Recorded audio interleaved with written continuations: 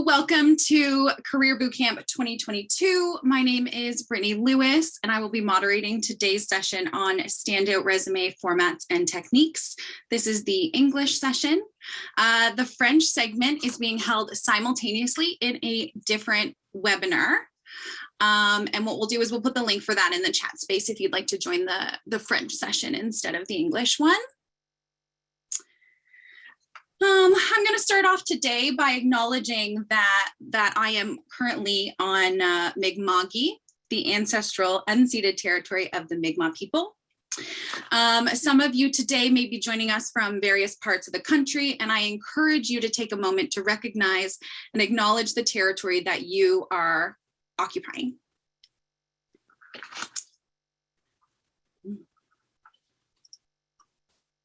Hello, everyone's getting their cameras on now.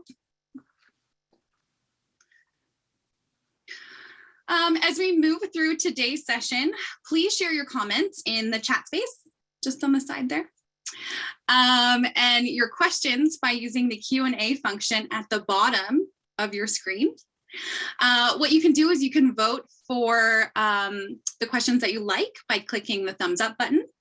And then the questions with the most thumbs up will float to the top, and those will be the ones that we get to ask the panelists a little later today. Before we get started as well, I'd like us just to go over the learning objectives for today's session. Like I mentioned, today's session is standout resume formats and techniques. After this session, all of you who are joining us will be able to identify the need for formal and informal resume formats, articulate your unique skill set using professional Government of Canada vocabulary, and present your career accomplishments in a succinct format to a potential manager. So as you see there, we've had those learning objectives put up on the screen. Today, we are very lucky to have three panelists joining us. Our first panelist is Alexandria Sacca. She is one of Canada's free agents, energized by the awe-inspiring projects happening across the Government of Canada and opportunities to collaborate with fantastic people. She is excited by the future of work, data visualization, HR innovation, and using her event design skills for change management and preparing our workforce with skills mapping and gap analysis to realize the power of engaging in satisfying work. Alexandria earned her Bachelor of Arts at Carleton University. Our second panelist today is Ericka Stephens-Rennie. Ericka is also one of Canada's free agents, which she joined in 2017, and has been a public servant with the Government of Canada since 2008. She has worked in 9 different federal organizations, ranging and including the Treasury Board Secretariat, a number of science-based department, and the CRA. Her work experience spans multiple levels of government, the social, profit, and private sectors. Ericka loves to use policy innovation practices, including tools and approaches at the intersection of design, entrepreneurship, and open government. And our final panelist is Zineb Lahyane. Zineb is a HR advisor in a developmental program at the Public Service Commission of Canada. While completing her undergraduate degree at the University of Ottawa in HR management, Zineb began her journey in the Government of Canada. Much of Zineb's role involves promoting the Public Service Commission's programs for students and graduates, and she can provide you with tips and tricks on applying to jobs in the federal public service. So welcome, thank you to all of our panelists. Okay, so I don't know where to start my self-discovery, let alone to be able to explain what I have done or what I am good at. So I'm thrilled to be learning from some seasoned public servants today. Part of today's learning is also understanding the limitations of the hiring process and finding ways to apply that will make each of us successful. Each of our panelists now is going to show us something different, and then we will get to asking them the tough questions. Alex, if you'd like to get started, and what is it you have to show us? So great. I'm glad that I get to start because I'm also looking forward to hearing about, the nitty-gritty of jobs.gc.ca and things like that, which I am not, I don't really focus on. What I see for myself and for the area that I'm in is a more of an authentic, like a move towards skills, and instead of trying to fit in, to kind of find your fit. So it's knowing your skills and interests. So that's where we're going to kind of focus my short presentation on. So it's about the fit, and it's about the intersection of like skills, passions, interests, and attributes. And trying to fit in, it requires a lot of energy, and you eventually lose yourself in that because you're trying to fit into something and maybe mold yourself into the skills that you think that position needs.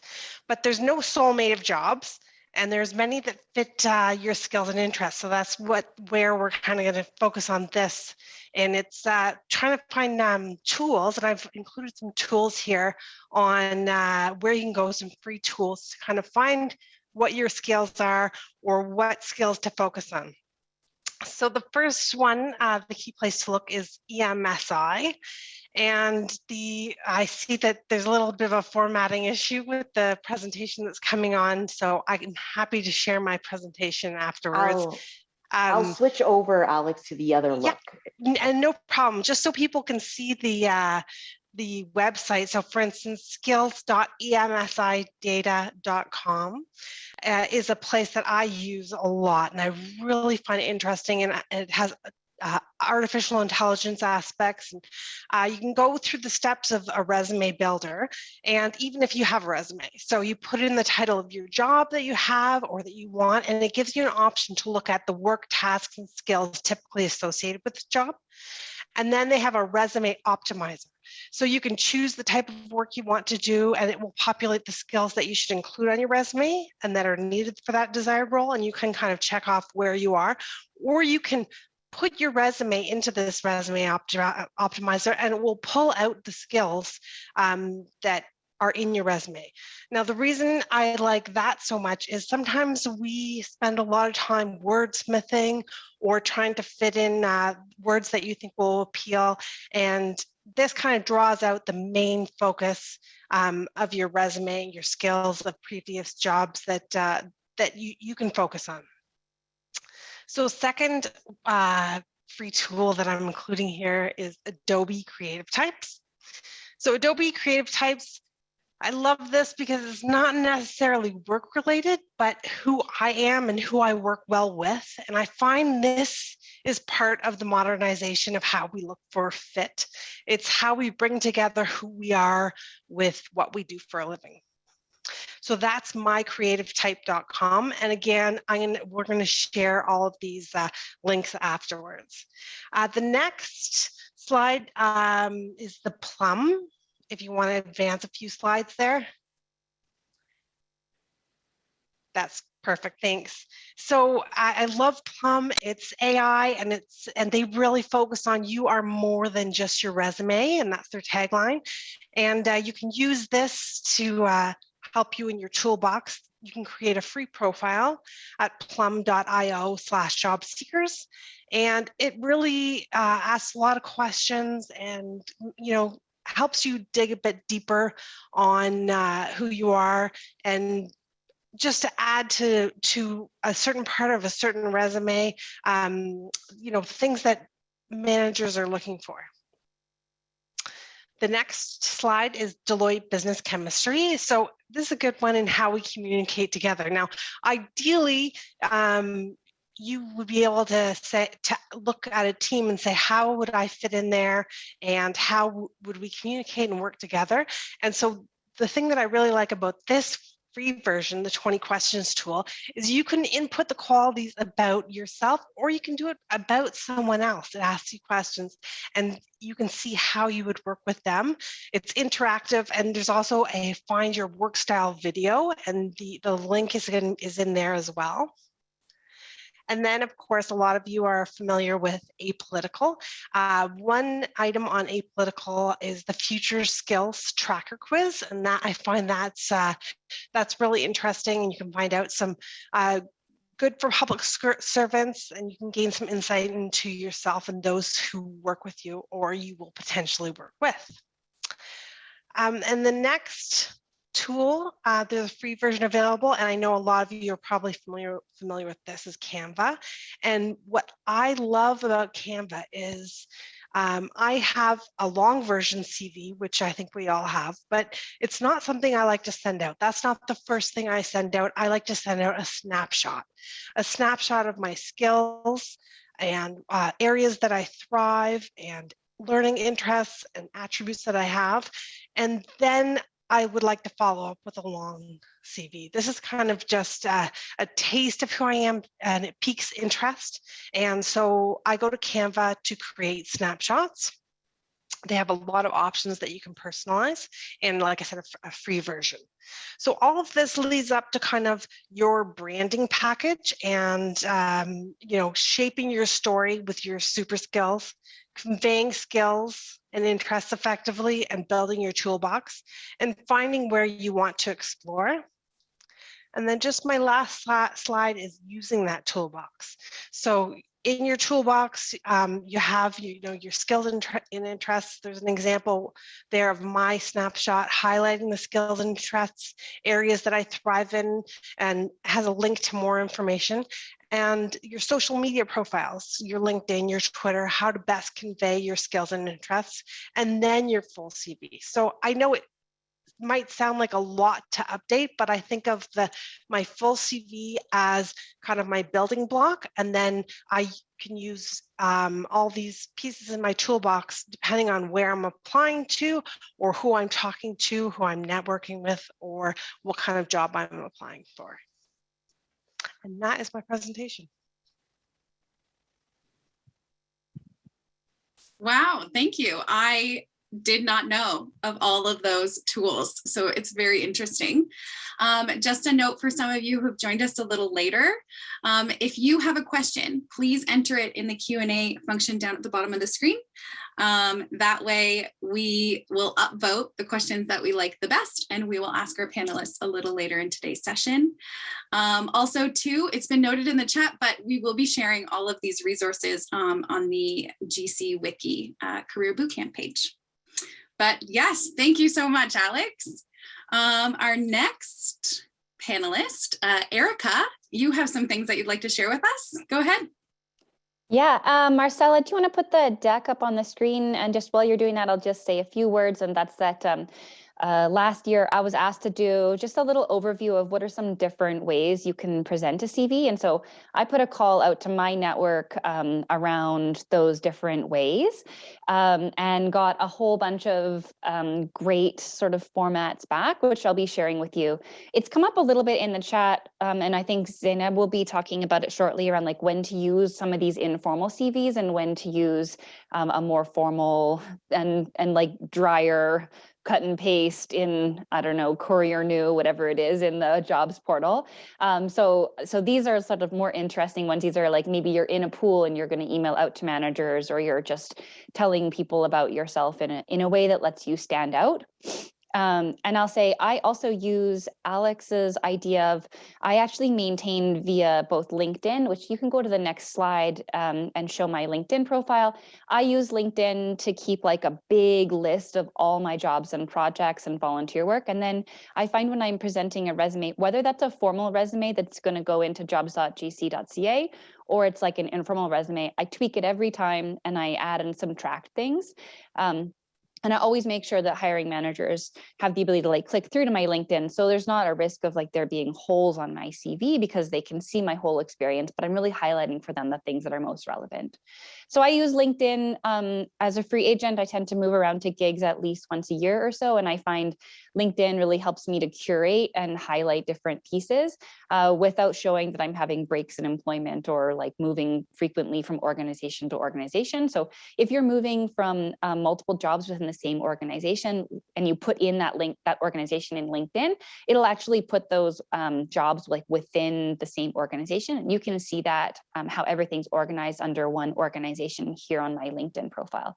The cool thing about LinkedIn is you can actually toggle through the settings on your profile and have LinkedIn spit out a resume for you into a Word document that you can then edit as well. So I love that as well.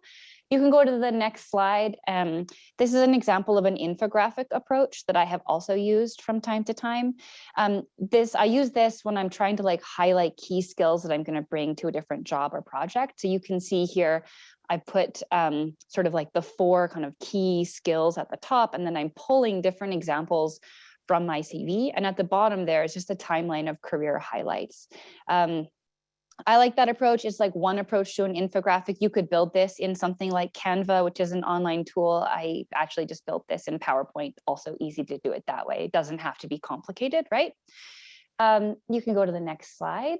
That's a second take on infographics. This is my friend Steph. So she's including a snapshot. I saw that was a common question in the chat. Should I include a picture? You can, if you're going to, make sure you look polished and like you're ready to show up on your first day of the job. You can see Steph's also highlighting her contact information here. That's super important. And then she's breaking it into like 4 key components: experience, skills, extracurriculars, and education. You can go to the next slide now. This one's really cool. I like this. I don't have skills to build a website, but Samuel Burke does. And so he built a website, which kind of like a Google Doc, which I use, and LinkedIn as well, as like a way of having all of the things in one place. It kind of becomes a bit of a portfolio piece. What I like about this approach is if you know how to build a website, you're showing the thing at the same time as you're communicating about your resume, right? Someone who reads this is going to make some assumptions about Samuel Burke's ability to design a website, to make design choices about look and feel on that site. And so if you're applying for technology jobs or jobs where you might be working in that kind of a field, a resume like this on a website is, you can imagine, a really useful tool. You can go to the next slide. This is a Miro board. It's a collaboration tool. I like to use these for brainstorming sessions, particularly as we've like gone to remote. We can't use Post-it notes on a whiteboard anymore. But my friend Mel actually uses it as one of the ways to display her resume. And so you can see she's like highlighting here diverse ways that she showcases her career, including on social media, awards that she's won, how she sees her work playing out. So the cool thing about tools like this is you can actually showcase visually different parts of yourself and how you sell yourself. You can include graphics. And then on Miro, the cool thing is you can like zoom in and out. And so you can actually put a lot of information there, convey like a broad brushstroke, and then allow people to zoom in. So you can see on the right side of that deck, she actually includes like her resume inside the Miro board as well. You can go to the next slide. This is another tech tool, my friend Aspen. Aspen uses a Trello board. So they find that this, similar to Google Doc or to LinkedIn or Miro, allows them to constantly add things to this. And then because everything is in what Trello calls a card, you can push and pull things up and down to show things that you're trying to sort of increase the priority level on, or demonstrate that you have those skills because they're like transferable to this particular job. So you can imagine if Aspen's applying for an analytical job, that third piece down under key skills might actually come to the top of the list. And within each of those cards, Aspen is demonstrating places that they've used those skills, places that like projects that they've worked on, the different jobs where those skills have been demonstrated. So you can add a lot of detail, and then for a hiring manager, you can click into the card that's most relevant. You can go to the next slide. I've talked a little bit about Google Docs. My friend Lily uses a Google Doc. This looks like a really traditional resume. So what's the usefulness of a Google Doc? Google Doc means she always has a resume up to date in one place. And if she sends that resume out as a link to a hiring manager, and that hiring manager forgets about her for a year, when they click back into the link, the resume can be up to date with the current today's resume. So there's a benefit, I think, to sharing a link to your resume or a link to LinkedIn rather than sending out a document. You can go to the next slide. This is a bit of a summary slide around things I think you should be thinking about. So visual appeal. you want to make sure as you're thinking about some of these informal styles that you're not making something too cluttered or unreadable. Think about color, think about white space. Unexpected formats are great. They help you to stand out from the crowd. But I would say, like, you want to be cautious. Like, ask a friend or a colleague to verify, like, does this look good to you? And if not, like, work on like format, work on adding white space can often be a really great technique there. And I think also if you use PowerPoint, or you're using slides on Google, Canva, sometimes there's formats, like template formats that they can give you. And those can be really useful because they've had a designer. If you feel like it's not your skill to like do a design sort of on a resume, then those templates can be really useful at helping to kind of polish up. The other piece I would say is show off the skills that you're most proud of. And so I think less of a resume is like a long list of all the things I've done, and more about like, I want to put my best foot forward. And so you can see that I was pointing out like the website that Samuel Burke did, right, is an example of he's using his resume as a way to show that he can build websites. And that's more effective than putting, I can build websites in a Word document. He's just showing the thing. Similarly, if you're using like Google Docs or other collaboration tools, you're showing your audience, the potential hiring manager, that like those are tools that you're familiar with and you can use. And in some cases, I've found by using some of these tools, I'm actually introducing a hiring manager to a tool that they become interested in and can become something that they start using. I think the other thing is, this was advice I think you used to hear a long time ago, and then it fell out of favor for a while, but I'm seeing it coming back. And that's like, very briefly put on like hobbies or interesting things about you that help you present your whole self. So, you know, you're, I'm saying dog trainer, ski coach, whatever. What are the things that make you you? This isn't an opportunity to like talk in detail about your last vacation or like, I don't know, wax poetic about the amazing nonprofit that you're a part of, but it might be an opportunity to highlight that you started a nonprofit that's in compliance with all federal and provincial laws, right? Like that's relevant. And so pick and choose, but you want to bring your whole self to the table. And I think now the idea isn't that you want to obscure those pieces that are personal, but rather bring them as your whole self to the table for a hiring manager. So that's that. And over to you, Brittaney.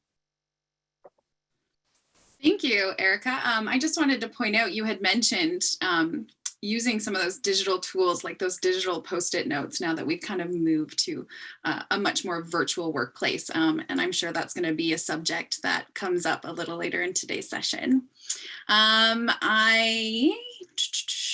right, well, those are really creative, much more creative than I am. So we have many creative public servants out there.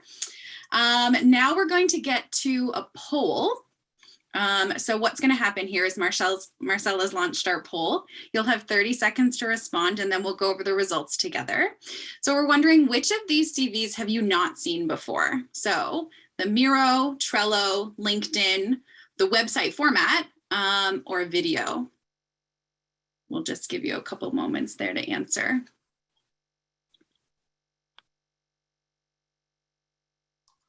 Five more seconds. And I'll close the poll now.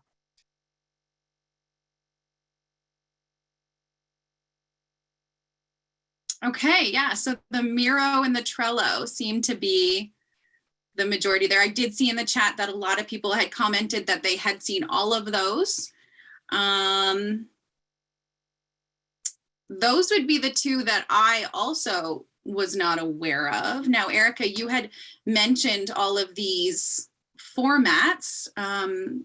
Did you expect these results? Yeah, I think, I mean, a lot of people are familiar with LinkedIn, Google Docs, things like that. I think, yeah, Trello and Miro and video, I didn't even touch on that, but those are like less familiar. And again, I'd say to people who are like, I can't put that into gcjobs.ca. No, you're right. You absolutely cannot. You have to qualify in a pool first, or you have to be using this as a way to expand your network. But I'll say, when I've been in a position to hire staff myself, when a resume that comes across my desk that's like a CV, I sort of like, you know, I file that in my folder and put it aside. But when something comes across my desk that is a little bit more interesting, I'm more likely to click on it. So informal networking, I think this is where these are useful at helping you to stand out from the crowd. Thank you. Those are all incredibly helpful skills. Like you mentioned, using those tools for networking, super good idea. Next, we have Zineb, who is joining us, like I said, from the Public Service Commission. So she's going to speak a little bit by what we've been hearing a lot of. You can't put these types of resumes in the standard applications. Zineb, go ahead. Perfect. Thank you, Brittany. So I'm just going to go ahead and share my screen. Okay.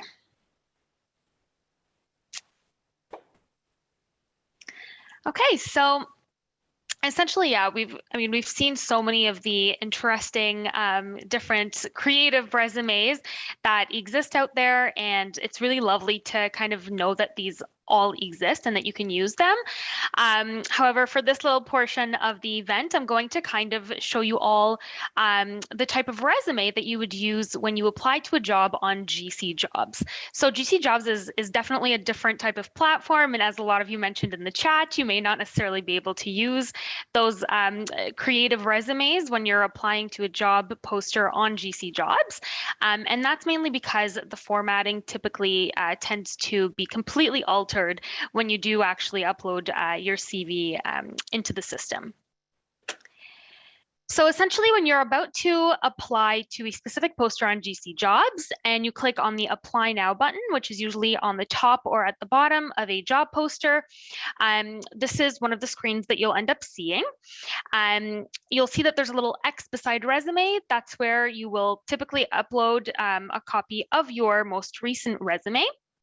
However, you also have a separate main account where you also have a copy of your resume and other personal information.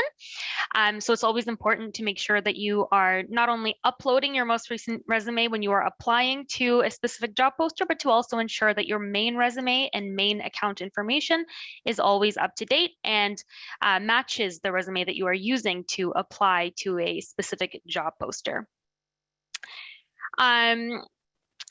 Now, sometimes a job advertisement may ask you to submit a cover letter when applying to a specific job opportunity, and other times they may not.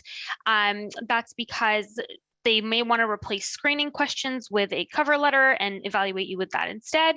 However, your resume is always going to be used as a second resource when a hiring manager is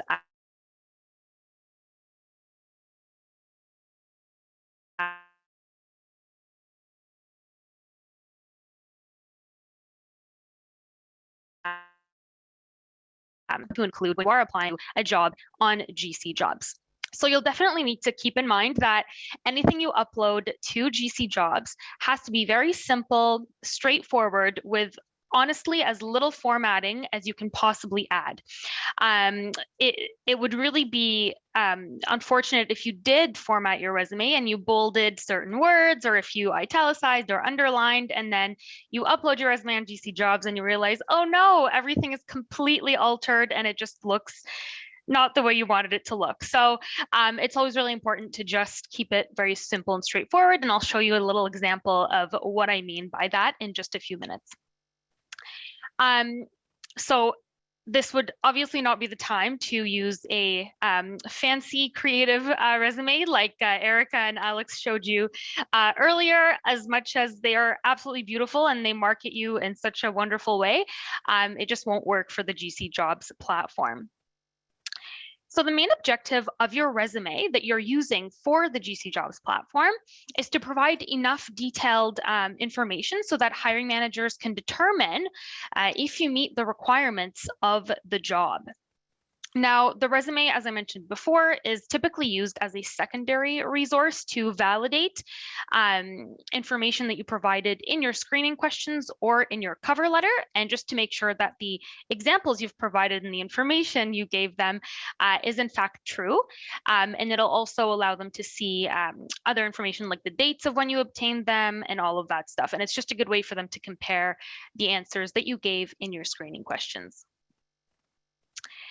So I won't be speaking very much about screening questions in detail because I believe there's a whole other session dedicated just for that. So I will skip that part.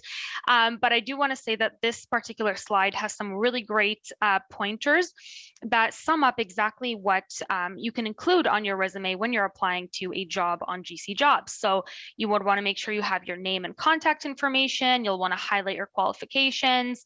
You'll want to mention your education, work experience, any certifications that you may have, awards and scholarships that you may have received, and volunteer experience.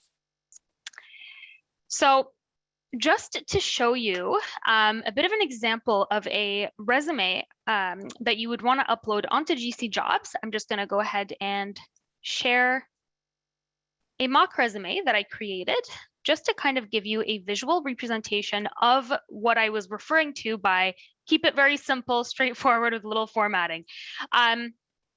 So as you can see here, there's very little formatting on this resume. It includes my personal information and everything, but I really just kept it simple and straightforward. I used fictional information, obviously, but you can see that I have my personal information at the very top. If I have a personal record identifier, I've mentioned it. I've given some highlights of my qualifications. So just a bit of a summary of my skills, experience, abilities, knowledge, language. If I have a security clearance, I've mentioned that there. So you would want to list your security clearance, any second language evaluation results you have, so on and so forth. Later on in the resume, of course, you'll want to provide some information related to your education, your work experience, and you want to give as much information as you possibly can, as much detail at least. So here we see that I've indicated type of degree, certificate or diploma, the name of the learning institution, where it was obtained, so the city, province, and country of the learning institution. A bit of a description if you want, the year that it was attended, and that's about it for the education section. And same thing for the work experience section. You'll want to just give some details related to the previous work experiences that you've had. So the title of the job, the dates when you started and when it ended, or perhaps if you are still in the role, indicate present, so on and so forth. So just as detailed as you can possibly make it. But essentially, the gist of this is to really just keep it simple and straightforward, no formatting, no fancy images, actually no images at all. As you can see, there are no pictures, not a single icon even, and I didn't even use any bullet points. So you do want to even make sure that there are no bullet points in your resume. You can use little dashes, just a little minus or dash sign on your keyboard, but other than that, you really don't want to use any fancy bullet points either. So I'm going to go ahead and stop sharing the resume and go back to my presentation really quickly. Okay.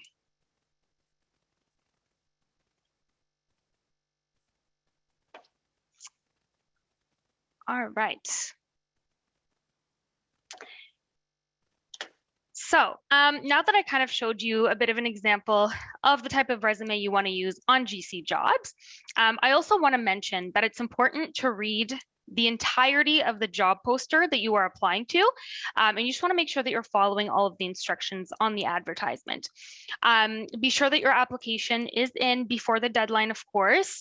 Don't wait until the last minute to start working on the application process. Certain jobs do ask you to answer specific questions with very concrete examples because it's part of the application process. So you want to make sure you allow yourself enough time to fully demonstrate and explain the different examples in each question. I want to mention here that keywords are not enough. You must provide specific examples when you are applying to a process in your application to demonstrate how you meet each essential qualification that is listed on the poster. And you want to be using specific and concrete examples of your work experience, your volunteer experience, whatever experience example that you are using. You also want to make sure you're including dates and where the experience was acquired, because those are also very important, and that will tie into your resume as well. You'll want to make sure that the dates match when you are providing examples in your screening questions, cover letter, and your resume. And of course, when you make sure that the information matches, if a manager decides they want to look at your resume to validate the information you provided, then there won't be any issues there. Most importantly, you'll want to focus on what you did and the results that you accomplished or achieved through your different experience, rather or opposed to maybe one of your other colleagues and what they did. And of course, submit only what is asked and what is required. So if they ask you for a cover letter, definitely submit a cover letter. And if they don't ask you for a cover letter, then don't submit a cover letter. Submit simply what is being asked for. And typically reading the advertisement comes in very handy to know what is being asked for and what is not. So read word for word, don't skip any lines. Sometimes we tend to think, oh, it's fine, I don't need to read, I can just kind of skim through the job advertisement. No, it's really important to read word for word just so you don't miss any important instructions. And lastly, I want to reiterate that it's really important to ensure that the information in your cover letter or your screening questions always match the information that you have on your resume, because as I mentioned before, your resume might be used as a secondary resource to validate certain information that you provided in other documents. And of course, remember that accommodations are always there to help you. So if you ever need any accommodations, you're more than welcome to contact the HR person that is listed at the bottom of the job advertisement to receive more information on how you can be accommodated. And that concludes my part of this session. I'll hand the mic over back to you, Brittaney. Thank you so much, Zineb. That's all really helpful. Before we move on, I did see that there were a couple questions posted regarding your PRI. Now, is that something that we should be including on our resume in these applications? Yeah, I always say if you want to, it's always helpful. You don't have to, though. It's really not mandatory, but it is definitely something that if you feel comfortable with presenting on your resume, then you can for sure. It's just a way to identify you. Everyone in the government has a PRI, so yeah. Okay, perfect. Thank you. That's very helpful. As Zineb mentioned, we did have a webcast earlier today on the hiring process that included kind of going over a job poster. The resources for that webcast are posted on the GC Wiki, and I believe the webcast will be made available as well. Okay, so now that was a lot to think about. Now, all these presentation, all the different ways, networking, the formal application process. Before we get started with the questions from the audience, and just a reminder to put your questions in the Q&A function down at the bottom and thumbs up the ones that you like. We do have some planned questions for the panel that we're going to start with. We'll start with Alex. Does everyone need two types of resumes? So the formal and then the informal? So I just first wanted to mention, because I see a lot of the questions in the chat coming up, that the intention of this was to kind of give like a fulsome look at applying for jobs in the government. We're only talking about jobs in the government here. And it's important to note that there's not only one way to do it. And you can just go with that if that's what you're comfortable with. But I think we're just trying to give you some options here of like, other ways, and you know, you could go with the traditional and all of the things in jobs.gca, and that's great, but there are other options, and there are, you know, coffee chats that you can schedule with people. And just as I said, like, we are not just our resume.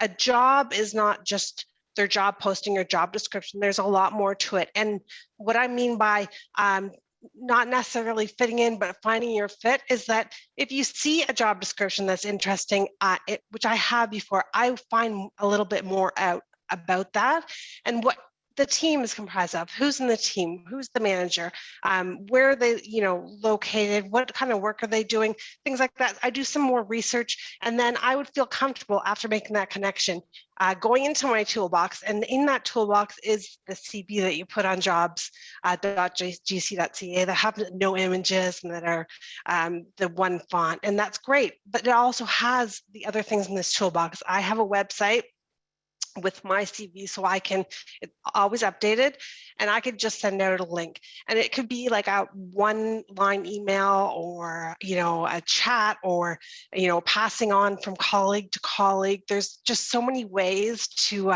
find a great job in the government, because one of the reasons that I am with the government is because there are some incredible opportunities. There's a lot to choose from, and I don't want to just do it one way. I like to reach out and find where I would fit in and where I would like to work. So the question of, does everybody need 2 types of resumes? I think everybody needs a toolbox, and just your one resume can be your building block. And from there, you take pieces and you can go where you want and add, and to your LinkedIn or to your snapshot. But for myself, I have one snapshot. It doesn't change that often, because it's areas that I thrive, and my skills that might get updated from time to time, but it has one link to my resume. So I don't have to update the snapshot when I send it out, say, hey, great conversation, or hey, I saw you at this presentation. It was so interesting what you're doing. I would love to find out more, and I would love to work for your organization. Here's my snapshot. And so it's just, you have one building block, and then you have your toolbox. Perfect, thank you. The next question I have is, will my employer pay for me to take questionnaires and quizzes for self-discovery? Ericka, did you want to weigh in on this one? Yeah, I think the answer to that is most probably not. But I mean, Alex has showed you a whole bunch of tools that are out there, and there's other great resources you can just search yourself. I'd say, follow your interests. You can always talk to your manager or HR advisor, if you have a career advisor in your department, or some of you might be in co-op placements as well. There's other people and places you can go for that. I think it's probably not something that's going to be paid for, but again, there's so many free resources out there. Thank you. And Ericka, you had shared so many different resume formats. How do you address accessibility for graphic resumes? Yeah, great question. So some of those tools actually have accessibility features built in. Like, what that means typically is they work with screen readers. So for instance, PowerPoint is a good example. At least for me, and I've been to a few departments in the last year and a half, they have like a smart art function in the design section of PowerPoint. And if you use smart art, you can kind of maintain formatting, including bold, italics, etc. But a screen reader will be able to read it. Once you start using the smart art, like, I'll never go back, because the cool thing about it is, like, you can type it into the smart art in one format and then click on design ideas, and PowerPoint will actually give you a whole bunch of new design layouts for the same slide with the information you've already typed in. So I like that. I can't remember off the top of my head about accessibility for all of the tools. I know Miro actually is not very good. Partly because there's like so many different components that you can put in Miro. I think Canva is actually pretty good for it. Anyway, I think that's something, like, it's a really great consideration. And if you know if that's like really important to you, or or suspect that the hiring manager would really value that, then like I would definitely put effort into making sure that your CV is accessible. Google Docs, also a great format there. LinkedIn also allows screen readers. Like, many of them are really coming along on that. Same with if you're building a website, you can also make that accessible to a screen reader. And in most cases, that's when we talk about accessibility. In most cases, we're talking about a screen reader. Can somebody's accessibility device read the screen? And can they, by having their screen reader read it to them, can they get the same sense of your information that's there as someone who maybe can look at that information visually? So I would say check that out. Check whether it's something that's really important to you. And I would say, you do you. For me, it's something that has become more and more important to me. And that's one of the reasons that I'm moving more towards like smart art and Google Docs. And then, there's some cool, if you want to Google YouTube on YouTube, like accessible presentations, accessible, there's like lots of great guidance and advice, and props to the school. They've actually just come out with, I think, some new design criteria and a course that can help you understand how to make that all work for various documents that you're doing. Thank you. And like you mentioned, it is certainly something that's becoming much more important to take into consideration for sure. Thank you. All right, we'll go to Zineb. I have a question for you. Do I need to have my resume in both languages? So that's a great question. I just want to start off by saying that I am not an official languages expert. However, you are allowed to communicate in the language of your choice. So if you choose to communicate in English, then you can certainly submit a resume in English. If you choose to communicate in French, then you are most certainly welcome to submit a resume in French. You will not be penalized for the language of your resume. That is truly a personal preference. So if you want to have one in both languages, you're more than welcome to. And if you want to just have one in a certain language, then that's fine as well.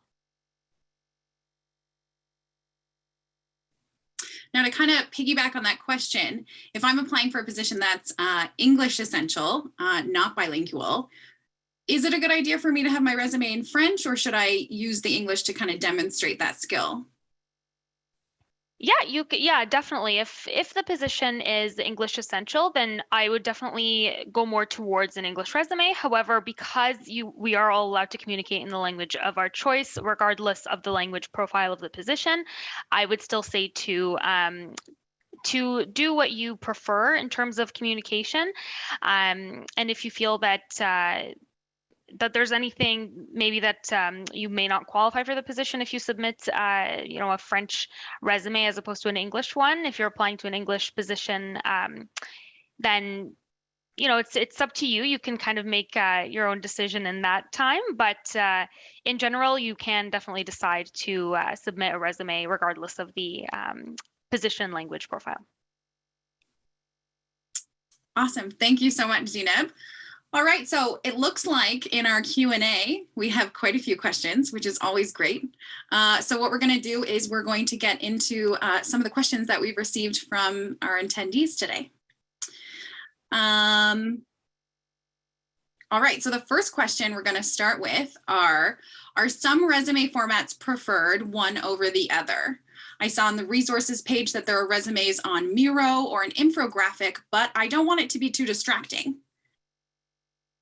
Who would like to go ahead? Anyone want to jump in on that one? Yeah, Ericka, Alex, either? I think we should let Zineb talk a little bit, like reminders around like when to use a formal and when to use an informal. Yeah, but I mean, I'll say, yeah, they can definitely be too distracting. Like, know your audience, right? Like, you know what field you're in and you know what's going to resonate with your audience. I would say, like, for me, I tend to work in policy and project management, so order and structure are really important to the people that I'm going to be a prospective employee to. So I gravitate towards formats that help me demonstrate that I am ordered and structured and analytical in my work, that I can be strategic. If I was a communications professional, I'm totally not, or a designer, right?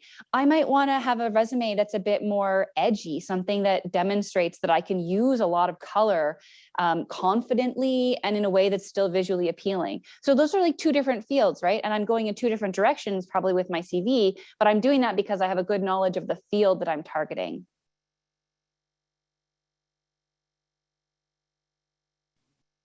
Alex, did you also want to weigh in on that one? Sure, yeah, but I'm also looking forward to what Zineb has to say about it as well. But I agree with Ericka in that I usually go for more innovative jobs, and so I like to show some creativity, and so that's why I use a snapshot, because it gives only a little bit of information, and the information that I want to give to say, hey, are you interested in this? Would this fit in? Do you want more information? So I don't necessarily think mine is distracting, and in fact, as Ericka kind of alluded to earlier, I see resumes come across and I may file them, but if I saw one that caught my eye, I would be more tempted to read it. And Zineb, did you want to speak on that from the HR Public Service Commission perspective? Yeah, for sure. So I'm not a free agent. I'm just a regular employee. So I tend to use mainly an informal, more of a kind of, I don't want to say boring resume, but not a creative resume. So just very plain and simple and straightforward when I apply to GC jobs. However, if I were to apply to something that is outside of GC jobs, let's say you found a post on Facebook for a deployment opportunity or on GC Connects for some type of opportunity that is not being done through GC jobs, then maybe that's the time that it would be great to use more of a creative resume. And again, Ericka and Alex made a great point to know your audience. So really just remember the point of accessibility, and I'm sure I saw a comment about that in the chat. Just remember that certain individuals may require accommodations and they may have disabilities. So it's really important to just keep in mind that they may not necessarily be able to get the full picture if you are using a very creative resume. So just keep your audience in mind, and of course, the platform that you are applying to. And yeah. Thank you. I love that we can kind of have some of these different perspectives. I'm seeing in the question, some of our attendees are wondering what a free agent is. I don't want to take away from the time on the resume focus question. So Marcella has shared their link that kind of explains what it is that Ericka and Alex do for the Government of Canada. Okay, let's move on to the next question. So, how long should your resume be for government applications? I've heard that they should be very wordy and detailed, and I've also heard to use the short to the point 2 pages, and I'm confused. Who would like to weigh in on that one? I guess I could probably start off with that. Thank you.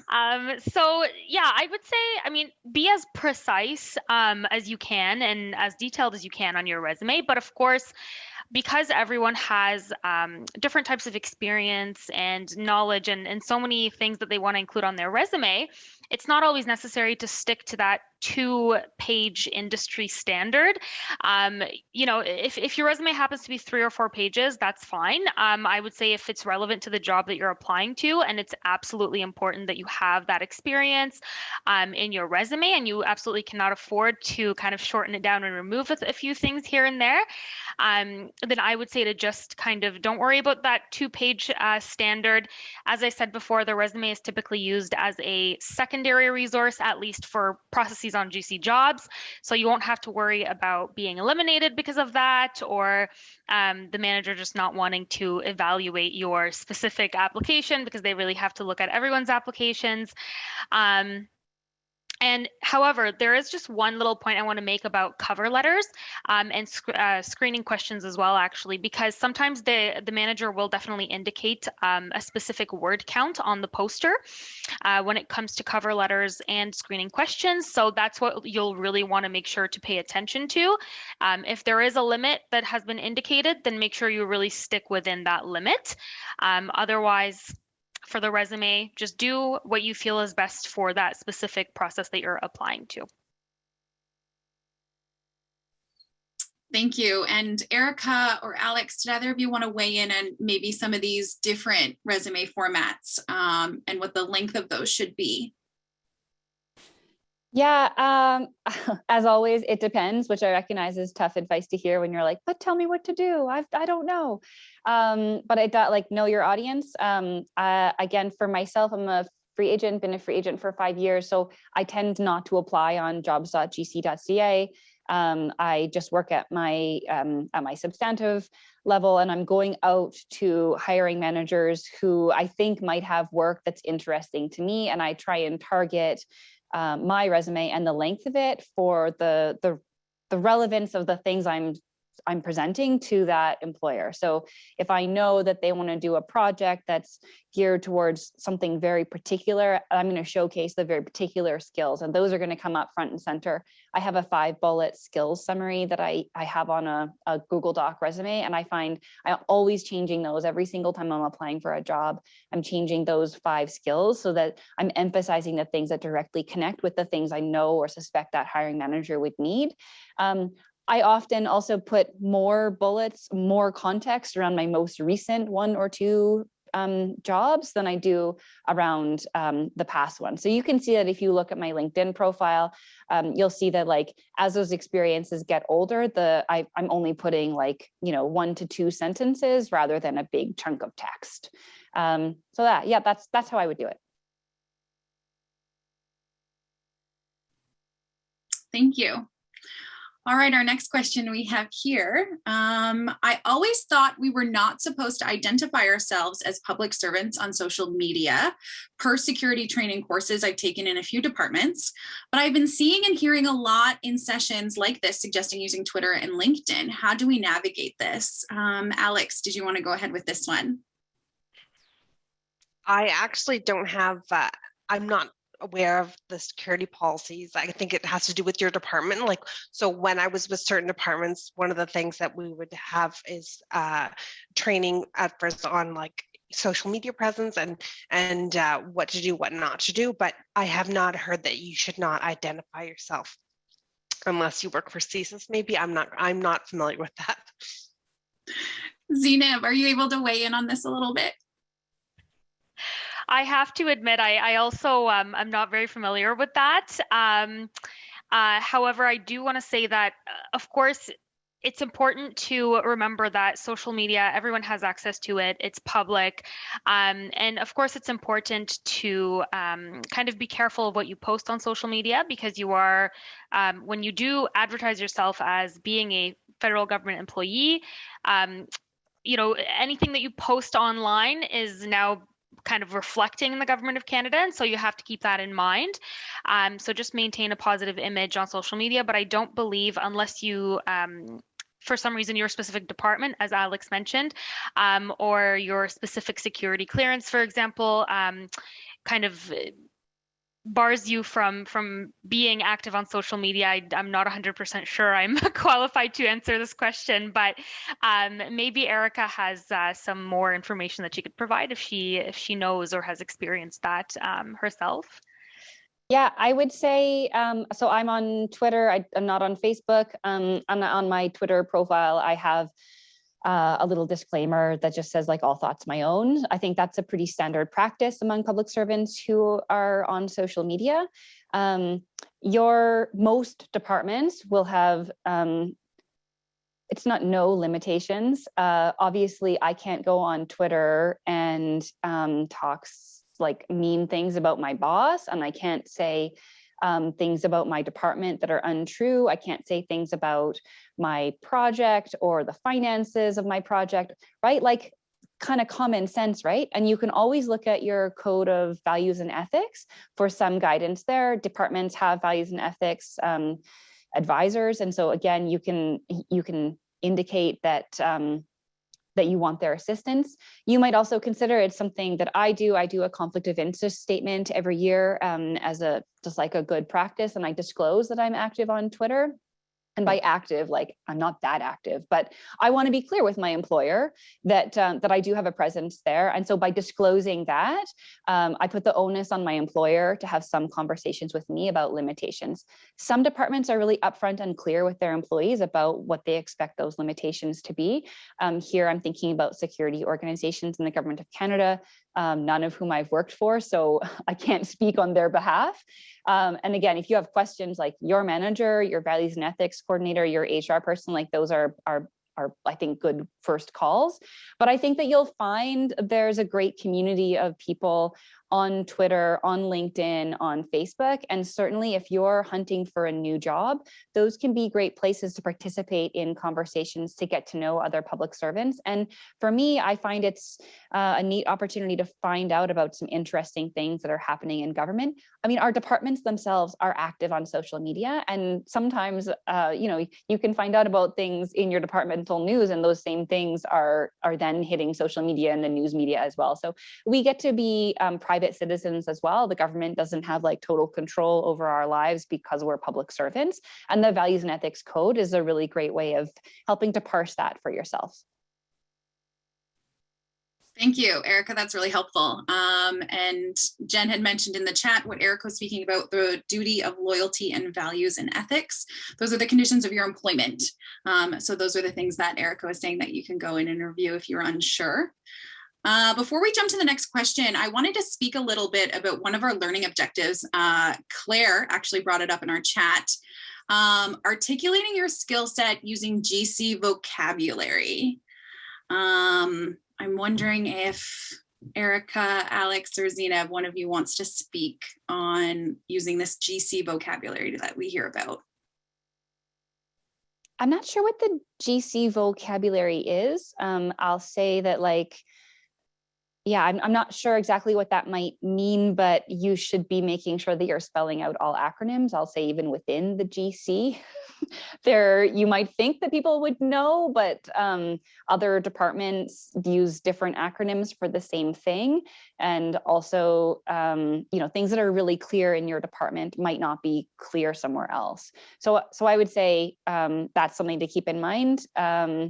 Otherwise, you could consider asking, if you have concerns, consider asking like a more experienced public servant than you to just review your resume and see if there's sort of errors that you could fix. And just Alex, to add to that. Yes, I was just going to jump to you. Go ahead.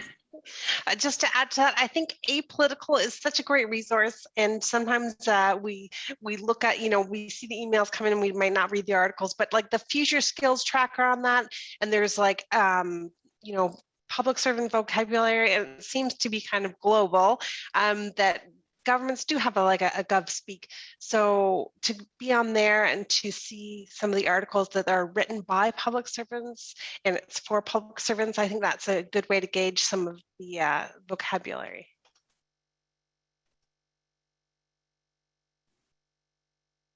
Perfect, thank you. And I think some of the other skills or some of the other resources that have been mentioned were Beyond 2020 and the digital standards vocabulary. I think kind of all of that probably falls into what it is, Alex, you had mentioned. All right, let's move on to our next question. From Carly, I have been told that some employers, such as the government, doesn't always read cover letters, but briefly looks at resumes. Would you suggest spending a lot of time writing your cover letter or to focus more on the resume? Zineb, you go ahead. Sure. So I guess I can start by kind of talking about the GC jobs side of things. So when it comes to applying to a specific process on the GC jobs platform, I would definitely say to focus on the cover letter if they ask you for a cover letter, because typically the majority of the time they will use that cover letter to evaluate you to see if you meet certain merit criteria that are listed on the poster. However, in general, the resume is used as a secondary resource to really validate whatever is on your cover letter. So I would try to spend more time on the cover letter if it's even asked of you, and if it's not asked, again, don't submit a cover letter. And if you have to fill out screening questions, then definitely focus on those the most and put the most energy and attention on that. Again, your resume will always be used as a secondary resource to simply validate the information that you provide in both screening questions and the cover letter. I'm not sure on the other platforms, how that's used or what weight is attributed to the resume versus cover letter. So maybe I can let Alex and Ericka touch on that question. I'll just add to that so with the GC jobs.ca, that is more formal. So I think that's a really good rule to follow is if they ask for a cover letter. With more informal approaches that I have been talking about, I really think it's a more informal all around. And when I'm trying to kind of create a relationship and create a rapport and send someone my snapshot or say I'm really interested in what you're doing, and usually just the email is the cover letter. Like I try to be very concise and not write a lot, and show that I'm really interested in what they do and I would like to be a part of it, and these are my skills where I think I would fit in. So I don't really use a formal cover letter when I'm not on jobs.gc.ca.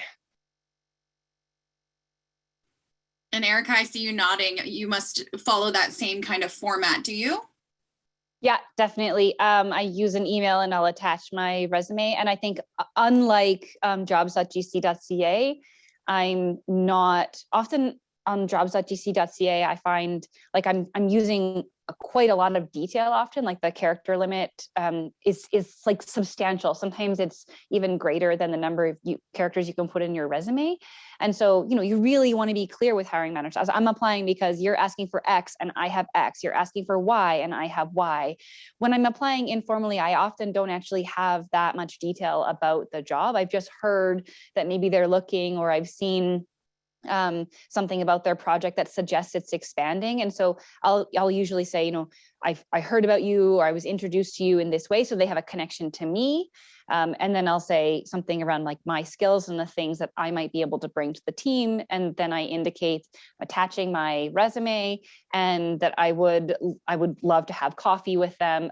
Before COVID, I would invite them actually to coffee where we would meet. Now I invite them to a Zoom or a Teams meeting or something like that. But yeah, much shorter. I usually, as a rule of thumb, I'm assuming that people are going to read it on their smartphone. And so I make my email pane about the size of a phone. And ideally, I don't want it to be longer than a screen or a screen and a half. Thank you. And that's really interesting. Like we had mentioned now a couple of times, kind of this shift more to all of these virtual meetings, virtual workplace. And I think that using the phone and ensuring that things are formatted to see on a phone, because that's how most people are looking at things. I think that's a really good point that we need to start considering. So thank you.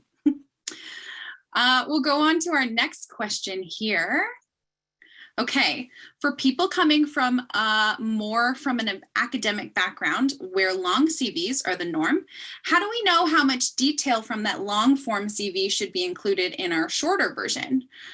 For example, publications can be very important, but they also take up so much room in a short version of CV. So Zineb, I know you had mentioned to kind of tailor a bit more to the job that you're applying for. What are your thoughts now on including like these lengthy details regarding publications? So I would always just stick to the main rule of thumb of make sure that you're catering your resume to the job that you're applying to.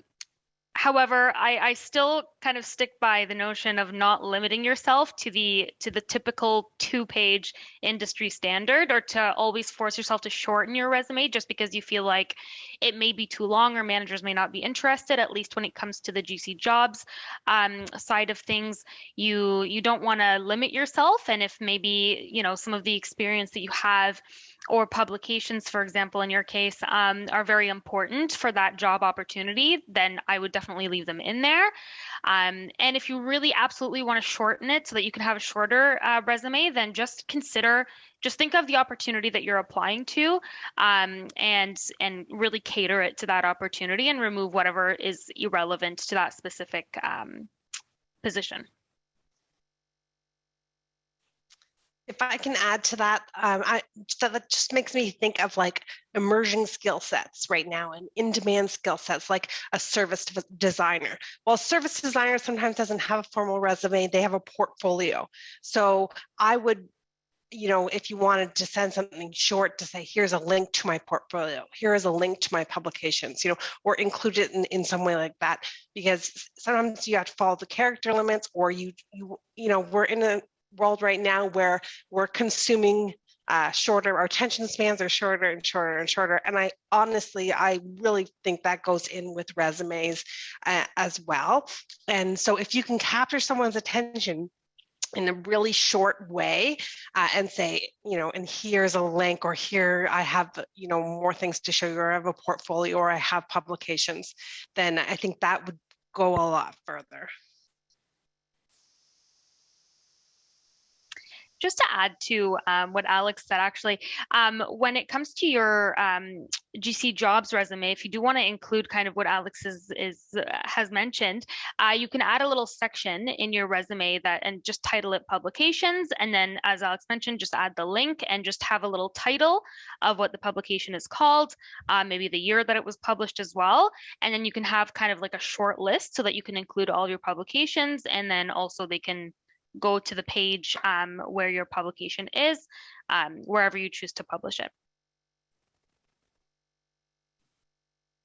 Awesome. Thank you, Zineb and Alex, for weighing in on that.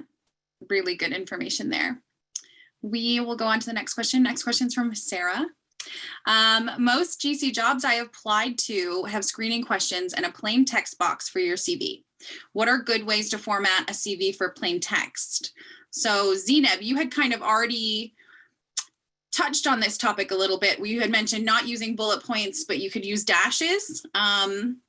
What are some other great ways that we can format our CV in that plain text box? Yes, so that's a tricky one. I would say if you want, for example, to really kind of demonstrate, for example, a heading. So let's say you have like highlights of your qualifications, and then you really want to make sure that the reader knows that that's kind of like the subtitle or the heading of a certain section on your resume, then you can actually use uppercase letters instead of bolding, for example. That's always a way to go around that. As you mentioned, Brittany, using a dash instead of one of the little fancy bullet points that you see on Word. Another thing you can do is you can use numbers as well. That could work. Making sure that there are spaces between the different sections of your resume. And I believe that's about it. There's really not much you can do when it comes to keeping things plain and with little formatting. I would say just kind of following the format that I showed earlier. And yeah, like I think it's already been mentioned, using that when you're applying to jobs, and then some of these other skills or formats that Ericka and Alex have been showing us and suggesting, that can be kind of something that you follow up with later, or something that you use later on in your career. We will go on to the next question from Sarah Scott. Interested in hearing more on panelists' thoughts regarding using photos on resumes, particularly in the context of diversity and inclusion. What are the pros as compared to the obvious risks for visible minorities, or even perhaps someone with a visible disability who might experience discrimination? Or are there any pros? Eric or Alex? Ericka, let's get you to go ahead with this one first. Sure. So I mean, it's something I wrestle with too. I don't use a picture on my various resume formats, with the exception of LinkedIn, right? Which you kind of have to have a picture. And if you don't have a picture on LinkedIn, it sort of looks like a really incomplete profile. Some of the benefits, obviously, are like it does humanize you, and it helps people kind of understand who you are, understand visually who you are, as in like they could see you on a coffee shop if you were in a coffee shop meeting them, right? Like they would identify you. It does give them a snapshot on if you have a visible disability or are a visible minority, they can see that. I'll just totally front here, like I am a white woman, so I don't experience that in the same way as other people do. And one of the reasons I don't use it is because a photo on like my other resumes is because I'm still uncertain. I'm trying to be thoughtful about that. I don't want to have an advantage over another candidate because of my skin color. And then I'll also add like, there are some managers who are looking to add diversity to their teams and like bring out diverse perspectives. Like for some managers of some departments, that's about like increasing because they're looking for a metric. And I think more and more often I'm meeting managers who are really interested in bringing diverse perspectives to the table because they know that it's important. You know, when we think about designing services for Canadians, like we know that those services are better when they come from teams that are not a bunch of white men or even white women, right? They're better when they include people who experience disability and discrimination who come from other countries and other places even than Ottawa, for example, right? I speak to you from British Columbia. So I think that there's like a push-pull there. Don't do something you're uncomfortable with. And like the picture shouldn't be why someone hires you, right? They should hire you because you're bringing the right skills to the table. Yeah, so I do wrestle with that. And of course, there is like a visual appeal piece as well. I think there are other ways that you can accomplish the visual appeal. But Alex, I'm really interested in hearing what you think about that. And maybe Zineb had thoughts as well. Yeah, Ericka, I would, echo what you said. And I'm not coming from a spot of diversity, so I'm not qualified to say, but I do agree. People that I have consulted with in the recruiting process when putting together a recruiting plan that wants to focus on diversity and inclusion and accessibility, that if there are thousands of resumes coming in and this is one of their priorities, they will look at resumes on a sliding scale depending on that. So I think using a picture is your comfort level. And I know in consultations I've had with, like, I'm not sure if anybody follows Christopher CPO on Twitter. He's a wonderful public servant who has some really wonderful things to say about diversity. And one of the things he says is it's about trust and comfort. So if you feel comfortable sharing that, or a lot of people in a situation of diversity and inclusion don't feel comfortable, and it's a really good question. Like, should you share a picture? Should you not? And I think that's one of the great reasons on jobs.gc.ca there's no images. But I've also seen some people using avatars, and I think it's what you're comfortable with, what's fun, what kind of stands out. But I would always say that I agree with what you said, Ericka, is it makes it more human. That's why I would use it.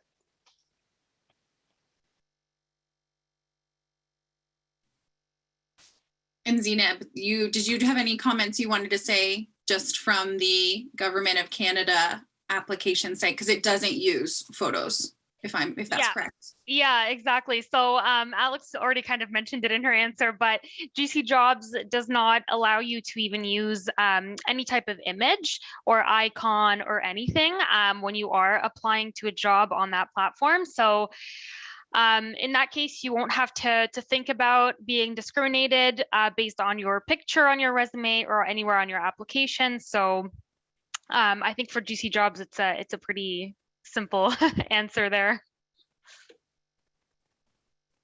Thank you. One more thing I just want to add, Brittaney, is like, thanks for asking the question, because sometimes even if it's uncomfortable to answer, these are things that the people that are working in diversity and inclusion are making sure that we're asking questions like this at every opportunity and at every meeting and at every panel, so we get comfortable answering and asking these questions. Thank you. Yes, Alex, I completely agree. Very important discussions to be having, for sure. The next question, I'm going to kind of combine two here because they both speak to social media. So the first part I wanted to touch on is this individual doesn't like posting public information about themselves on the internet, so they don't like using social media. So if they don't use Twitter or LinkedIn, etc., do you think that they will be penalized for that in terms of getting hired in the government? Because the argument could be that's not really quite fair. And then kind of the second portion of that question is, does not having social media, is that going to be a detriment applying for positions? Let's start with Zineb, so we can get kind of the formal application process side of it. For sure. Yeah, absolutely. So when it comes to applying to a job through GC Jobs, or actually I could probably speak in general to applying to any job, social media is never a requirement. Maybe for a social media management role, it may be, just because that's kind of a way for you to demonstrate that you can manage social media.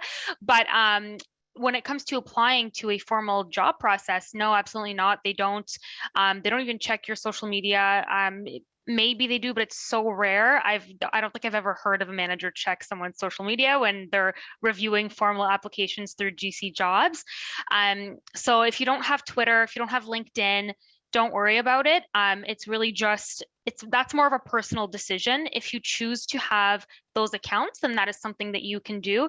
But if you choose to keep that information personal to yourself, it won't penalize you in a selection process, and it won't create any barriers for you to potentially find opportunities within the government and to be successful in a selection process, more importantly.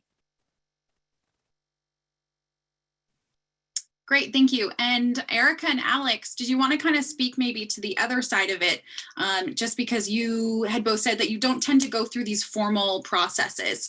So what are your thoughts then on having or not having social media when getting jobs in that manner? Yeah, I actually agree with Zineb. I've never gotten a job because of Twitter. I've never gotten a job because of LinkedIn. I have met people via those platforms who have ultimately connected me to other people who had a job opportunity or themselves had a job opportunity that later materialized in the future. But to me, that kind of falls into the same category of like, before COVID, we would go to events, right? And you'd meet somebody at an event. Like it's a networking opportunity, and it's one you don't have to avail yourself of. And I think in an era where we're almost all of us home almost all of the time, it is an outlet for socialization, and socialization in some cases, right, in the workplace on social media. You can also check out GC Collab and GC Connects, which are internal to the government sort of platforms that allow that social connection for public servants as well. So you could try that if you're uncomfortable with the sort of external focus of it. But yeah, I mean, it's not, I saw a bunch in the chat and in the questions like, do I have to do this? Like, no, you definitely do not have to do this. And this is a format around like standout approaches and a format that's like, like a session that's looking at like, what are some alternative ways? So we're showing you like both the like, you can do it this way and this other way. And it's a menu, it's a la carte, choose what works for you. And if you have a discomfort with certain information being out there or social media in general, like you do you, it's all good. Yeah, Ericka, I agree. It's a part of my toolbox. It's not a central part, and it's also used, when I'm looking for a good fit. If I see someone is posting, I like to look up that person or the team, or I may find out something about that on Twitter, and I might look at their LinkedIn and kind of get a sense, is this a person that I would be interested in working with? And sometimes people talk about their work on Twitter, their views, and I do find that interesting. I do find that some people's personality comes out, and it's just part of the toolbox, but definitely not a necessity. Great, thank you. That's really good information. Okay, so we only have time now. We're coming to the end, so we only have time for a couple more questions. So the next question we have here is, I understand that cover letters for government jobs are formatted and written differently than those in the private sector, especially when you have to cover all the essential qualifications and experience in the job posting. How can you format such a cover letter in a concise way when it asks for so much in the job post alone? So again, we can kind of look at this from two different lenses. We can look at the traditional GC application, and then, like Ericka and Alex mentioned, kind of maybe using those email formats to summarize. So Zineb, did you want to go ahead and first speak to the formal application process and the cover letter there? Yes, absolutely.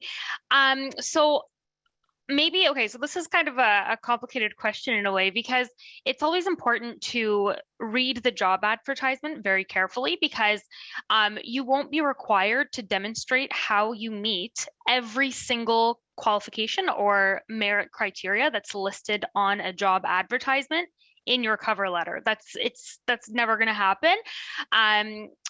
they will specify exactly what they want to see in your cover letter on the job advertisement. So if you just ensure to read it, there'll be a little paragraph that talks about submitting a cover letter, and they'll tell you exactly what they expect you to address in that cover letter. And oftentimes, or all the time, I would say actually, hiring managers and their HR advisors always make sure to think in advance how many words would be sufficient, or the length of the cover letter would be sufficient to really address what they want you to address in a cover letter. So long as you read the job advertisement, you'll see that you won't have to explain every single merit criteria. And you'll, just as long as you stick to what they've asked you to speak of in your cover letter, it should be sufficient. And yeah.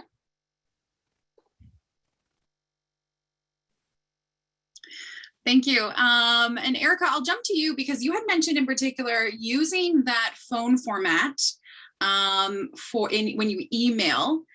How much of the essential criteria in the job posting and or your experience would you include in that email?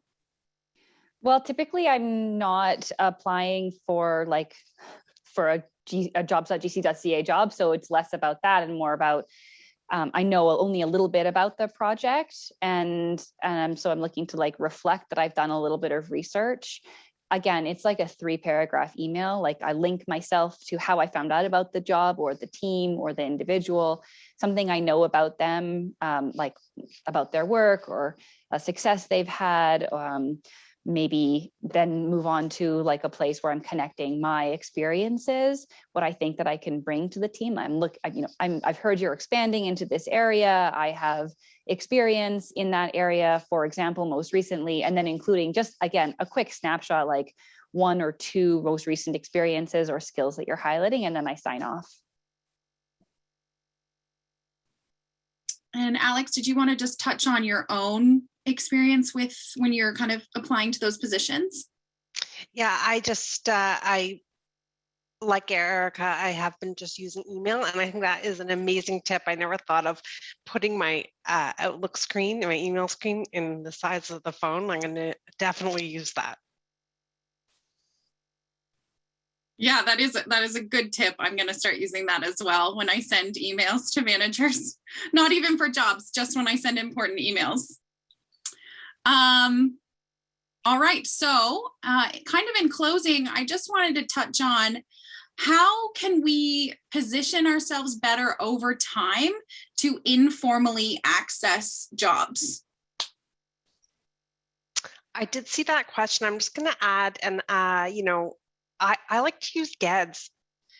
GEDS is publicly accessible, and if I see a place where I'm interested in working, I use GEDS, and you can see the hierarchy right there, and you can reach out. And one thing to mention is you can choose someone to reach out to on the team, and I have reached out to people, like it's kind of like cold calling, or as Ericka mentioned, there might be 1 connection or 2 connections in there, and can I have 10 minutes of your time for a coffee chat? And I have to say there's only once that someone didn't respond to me. People want to help. That's really great info, because that can be kind of scary to cold email someone that is quite higher up than you may be, but it is really reassuring to know that of all those that you've done, only once has someone unanswered you. And then Ericka, you had mentioned about asking about those coffee chats now virtually. Yeah, definitely. I do ask for coffee chats. I also am always on the look for people and teams that are doing interesting things. I think it's always awesome when you or your team gets an email that was like, hey, I saw that thing that you did and it was awesome. Like, what an email to receive, right? So the next line then is, I'd love to pick your brain about. And so that's often like one of my approaches to when I'm trying to build my network. I'm not necessarily looking specifically for my next job there. I'm actually just looking for teams that that are doing cool things who I might later reach out to. I have a whole folder in my Outlook called contacts and cool ideas. And every time I connect with someone, I just put it in there. And then when I'm looking for my next gig, I go through that folder and try and think through like, who's doing something interesting now? Who could I reach out to? People who are doing interesting things are often always doing interesting things, right? So if they're doing an interesting thing last year and they're not doing that same thing now, it's probably still something interesting to me, right? Because they have some shared interest with me. So yeah, I think cold emails, I mean, if the worst thing that happens to you, if someone doesn't respond to your email, like that's not the worst thing that's going to happen to you. So I would encourage you by that. And I would also say targeting the right level is important. And I think, I know some of the people here are new public servants. So you probably want to be aware, like a deputy minister is one of the highest roles in government. And if you email them, you probably won't get an email back and you might make some people feel frustrated. So you want to be looking at like, what level do I need to be targeting? The ADM or the director general level is probably the highest you want to go. And probably the vast majority of jobs exist under directors in the government. These are EX1 people. And, you know, emailing an EX1, like this is not a scary human being. That's really great information. Because yeah, I know I would think that would be kind of scary, but you're right. Having someone not answer email is not the worst thing that's going to happen by any means. Zineb, did you have any kind of closing thoughts on accessing some of these jobs, whether it be on GC Jobs or contacting these managers? Yeah, so I would say accessing jobs through GC Jobs, there's only one way, is to apply to a job opportunity through a job poster. However, I also want to suggest taking a look at internal government platforms like GC Connects and GC Collab. Sometimes those are really great ways to learn about new opportunities, maybe even advertise yourself if you are looking for a change or development opportunities or whatever the case may be. Then those are really great platforms to search or to advertise yourselves. And sometimes LinkedIn can work really great as well if that's something that you feel comfortable having. Just finding ways to network and interact through those different platforms could be a great way to find opportunities. I have one more idea too, and that is that communities of practice are usually on GC Collab, and they have meetings, and it might be quarterly or monthly, but it's amazing to find something that you're interested in, people that are interested in the same kind of project skills or that are bringing their projects and doing demos, and that's a great way to get to know people informally in the government network. That's great. Thank you. I mean, I know that I have already received like a mountain of resources just from today's session. So all of it has been so helpful. Thank you. I'd like to thank everyone who joined us today, all of our attendees for day one of Career Bootcamp 2022. As we mentioned, all the links for today's resources will be found on the CBC Wiki page. The link is in the chat space. There's everyone saying thank you, but we will get that link in there. It has already been posted in there. And then our recording will be posted on our YouTube. Just give it a few days. It takes a bit of time to get it up there. I would like to thank our amazing panelists, Ericka, Alex, Zineb. Thank you so much, as well as all of the Finn people who've been working behind the scenes to produce today's event. We'd like to now invite you to head over to our first CBC 2022 networking event. This is taking place on the wonder.me platform. We'll also put the link for that in the chat space. And be sure to check out tomorrow's segments, starting with When Demonstrating Your Experience, taking place at 11 a.m. Eastern Standard Time. Thank you so much, and we'll see you at the networking session.